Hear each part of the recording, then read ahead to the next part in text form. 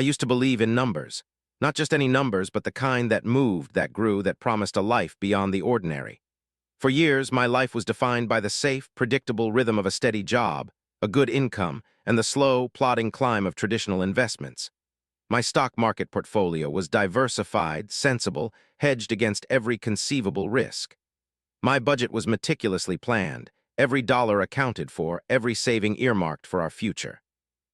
It was a good life, comfortable, secure. My wife and I had built it together, brick by painstaking brick. A nice suburban home, two happy children, the quiet confidence that came from knowing we were doing everything right. We planned for retirement, for college funds, for the kind of stable, uneventful prosperity that most people dream of. But then the whispers started. Whispers of a new frontier, a digital gold rush, a chance to bypass the slow grind and leapfrog into generational wealth. Cryptocurrency. At first, I was a skeptic, a traditionalist.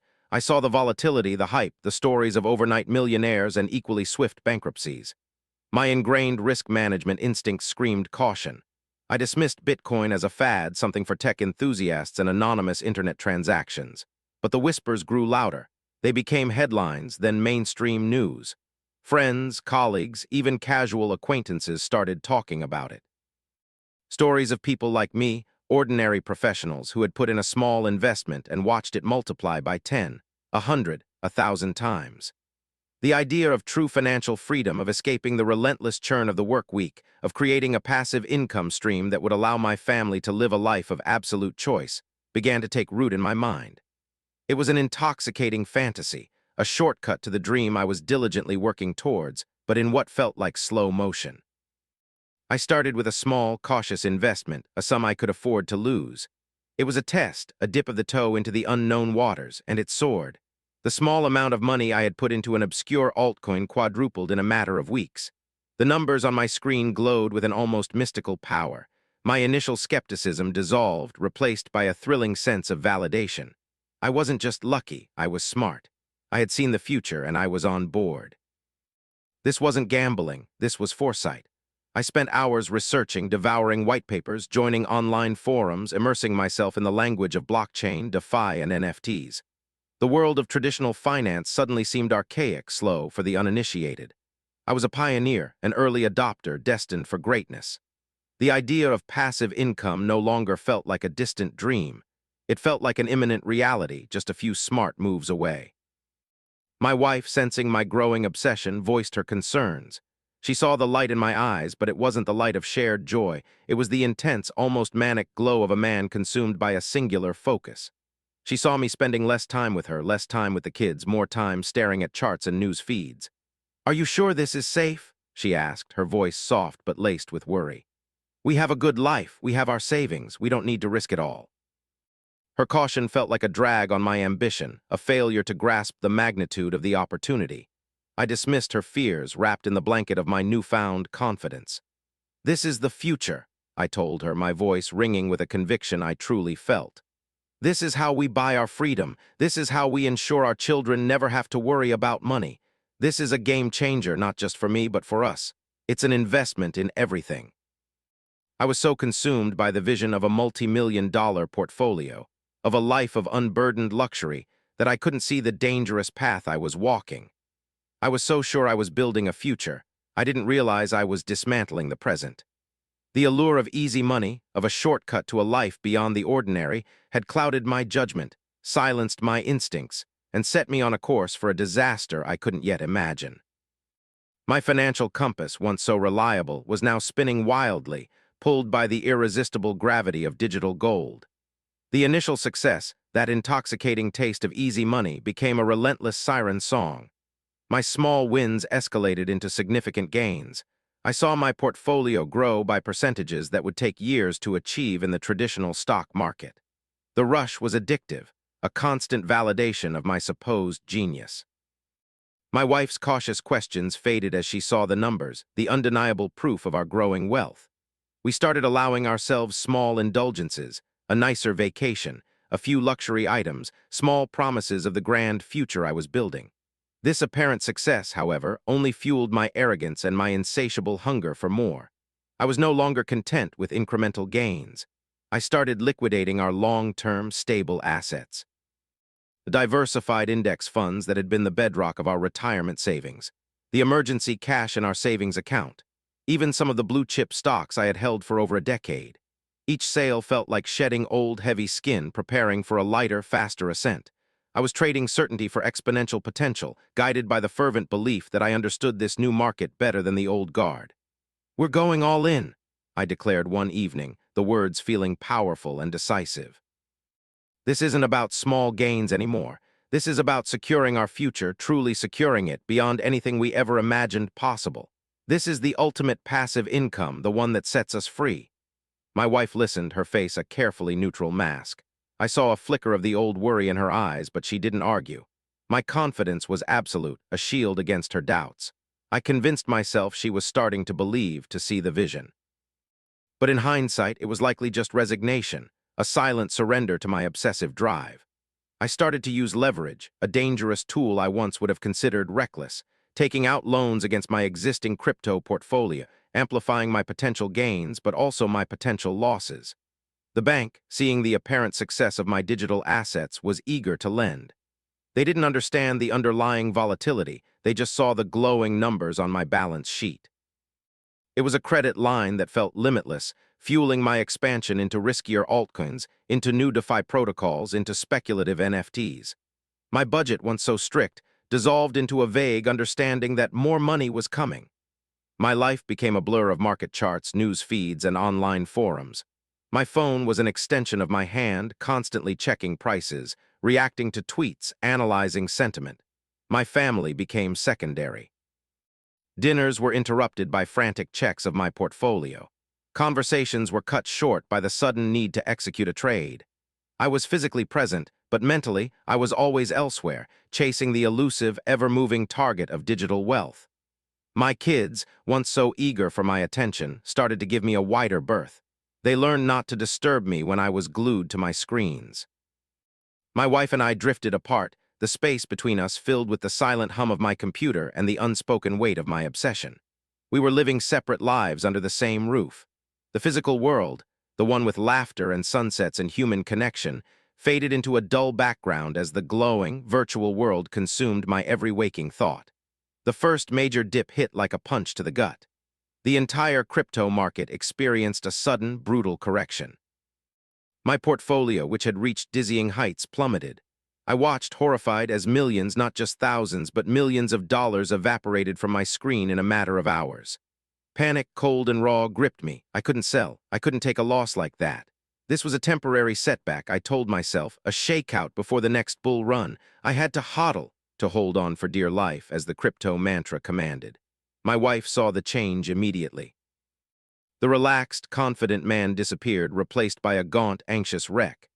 My every move was marked by a tense irritability. Sleep was a luxury I couldn't afford. The market was a beast I had to constantly watch, constantly feed with my hope and my fear. "What's happening?" she asked, her voice trembling. "The numbers, they've gone down so much. Are we still okay?" "It's just a correction," I snapped, my voice harsh with the strain. "The market is volatile. It always bounces back. We just have to be patient. This is part of the game." But it wasn't a game anymore. It was a tightrope walk over an abyss, and I had put our entire life savings, our home, our future on that precarious wire. The confidence, the arrogance was gone. Only a desperate, clawing fear remained, eating away at me from the inside. I was no longer a master of the universe. I was a hostage to the screen, watching our dreams slowly, agonizingly turn into a nightmare. The end came with a horrifying, brutal finality. It wasn't a slow bleed. It was a digital decapitation. I woke up one morning to a frantic alert on my phone. Not a market dip, but news of a catastrophic exploit on the obscure exchange where I held the vast majority of my leveraged altcoin portfolio. A flash loan attack, they called it, a sophisticated piece of financial engineering that drained billions from the platform in minutes. My entire portfolio, which had recently recovered some of its value, was gone, wiped clean, zero. I stared at the screen, my heart pounding so hard I thought it would burst through my chest. My breath hitched in my throat. This wasn't a correction. This wasn't a setback. This was total annihilation. My hands trembled as I tried to log in, to refresh, to find some glitch, some error, some way to undo what I was seeing. But the numbers didn't lie. All the millions I had amassed, the future I had so arrogantly claimed, had vanished into the digital ether. My entire multi-million-dollar portfolio, the sum total of our life savings, our leveraged assets, was gone. And worse, the unsecured loans I had taken against that portfolio were still very much real. The calls from the bank started almost immediately, their polite, automated voices swiftly replaced by increasingly stern human tones. They spoke of margin calls, of collateral that no longer existed, of immediate repayment demands. The credit lines I had so confidently opened now became chains, dragging me into the abyss of insurmountable debt. The passive income dream had become a waking nightmare of active, crushing liabilities. I was a bankrupt man, not just of money, but of hope. I sat at my desk, the screens now dark, and heard her footsteps in the hallway. My wife walked in, her face still soft with sleep. She took one look at my ashen face at the dead screens and knew she didn't need me to speak. Her eyes, usually so warm, hardened with a fear I had never seen directed at me. "What happened?" she whispered, her voice barely audible. The words felt like shards of glass in my throat. "It's all gone," I choked out, the shame so profound it was a physical weight on my chest. "Everything, the crypto, the savings, the loans, it's all gone." She didn't scream, she didn't cry, not at first. Instead, a cold, calculated fury replaced the fear in her eyes. It was the look of someone who had invested everything in a project that had just failed spectacularly, leaving her with nothing. "You promised me," she said, her voice low and dangerous. "You promised me this was safe. You promised me this was our future. You took everything, everything we had, everything we built, and you gambled it away on a fantasy." Her words were like blows, each one landing precisely on a raw nerve. My arrogance, my blind ambition, my selfish pursuit of a shortcut, it all came crashing down on me, illuminated by the harsh light of her righteous anger. The marriage, which had been slowly eroding under the pressure of my obsession, now fractured completely. The arguments were brutal, fueled by despair and bitter resentment. We fought about money, about my lies, about the future I had stolen from her and from our children. I tried to explain, to rationalize, to beg for understanding, but my words were hollow. She no longer saw the man she loved. She saw the fool who had destroyed their lives. The divorce papers arrived swift and unforgiving. She wanted nothing from me, only the certainty of separating her future from my wreckage. And of course, she wanted the children. She packed their bags, their toys, their clothes, her movements stiff with a grief that had replaced the anger. I sat in the living room, watching her dismantle our life, powerless to stop her. She left on a gray, drizzly morning. The kids, confused and tearful, looked at me with a bewildered sorrow that tore my heart apart. My son, holding a favorite teddy bear, waved goodbye with a tiny, trembling hand. My wife got into her car, her face a mask of determined finality, and drove away. The house, which had once echoed with laughter and the comforting sounds of family life, became a mausoleum. Empty rooms, silent hallways, the ghosts of a life I had so carelessly thrown away. The bank letters started piling up, each one a stark reminder of the debt that hung over me. The house was foreclosed, taken by the bank to cover a fraction of the astronomical loans I had taken out. My financial future, once so bright, was now a crater of liabilities. I was alone, bankrupt, stripped of everything I had built, everything I had loved. The dream of passive income had cost me everything, leaving me with nothing but the crushing weight of my mistakes and the deafening silence of a broken life. The silence was the loudest sound I had ever known. It filled the tiny, cheap apartment I moved into, replacing the echoes of my former life with a deafening void. The mattress on the floor, the single window overlooking a bleak alley, the constant smell of stale cigarettes from the hallway, this was my new reality. The man who had chased millions in digital wealth now lived on instant noodles and tap water. For weeks, I barely moved. Depression was a heavy cloak, suffocating me, pinning me to the floor. Sleep offered no escape. My dreams were a terrifying kaleidoscope of plunging charts and my wife's accusing eyes. When I was awake, my mind was a relentless loop of what-ifs and if-onlys, dissecting every misguided decision, every moment of hubris. The shame was a physical illness, eating away at me from the inside out. My phone, once a portal to potential millions, now only buzzed with calls from debt collectors, polite but implacable voices reminding me of the monstrous liabilities I still carried. I was too broken to fight, too ashamed to explain. I was a ghost, haunting the ruins of my own making. The turning point was not a sudden revelation. It was a slow, agonizing crawl out of the abyss. It began with the physical act of getting out of bed, a monumental effort. Then came the simple, honest work. I got a job as a night security guard at a desolate industrial park. The pay was minimal, barely enough to cover my rent and basic necessities, but it was honest. My shift was spent alone, walking silent corridors, checking locks. The rhythmic solitude, the simple tasks, began to quiet the frantic noise in my head. I was no longer chasing a phantom fortune. I was just making it through the night. I started therapy, a lifeline thrown to me by a concerned relative who refused to let me completely disappear. It was a long, painful process of unpacking the years of ambition, delusion, and profound self-deception. I learned about my deep-seated need for external validation, my fear of mediocrity, the very insecurities that had made me so susceptible to the siren song of crypto. My therapist helped me understand that the passive income dream was less about financial freedom and more about escaping myself. Slowly, painstakingly, I began to rebuild my life, not an empire, but a foundation. I stopped running from the debt collectors and started communicating. I explained my situation, the total loss. To my surprise, some were understanding, offering repayment plans based on my meager income. It was a long road, but with each small payment, I felt a tiny shard of my dignity return. The most difficult step was reaching out to my children. They were distant, hurt, and confused. I didn't try to explain the complexities of crypto or market crashes. I just told them I made a terrible mistake, that I was sorry, and that I missed them.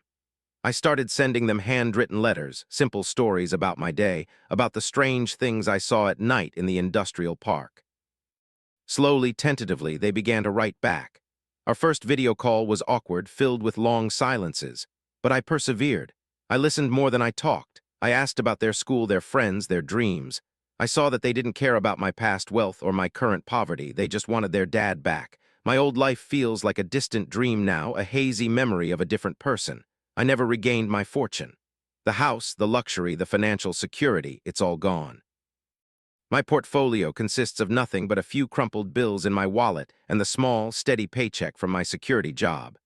My investments are no longer in volatile digital assets, but in the quiet, painstaking work of mending my own soul and rebuilding trust with my children. I still drive, but it's an old, beat-up sedan I bought for cash. There's no roar of an inline-six, no smell of Napa leather. But when I drive it, I feel something more valuable than power or prestige: peace. I learned that true wealth is not the size of your portfolio, nor the promise of passive income. It's the quiet strength you find within yourself after everything else is stripped away. It's the genuine connection with the people you love. I lost everything chasing a dream of millions, but in that profound loss, I found a version of myself that is poorer in material things, but infinitely richer in spirit. And that, I've realized, is a kind of profit that no market crash can ever take away. Thanks for listening to this story. I'd love to know, what country are you watching from? Drop it in the comments and let's see how global our community is. Don't forget to like, share, and subscribe for more stories like this.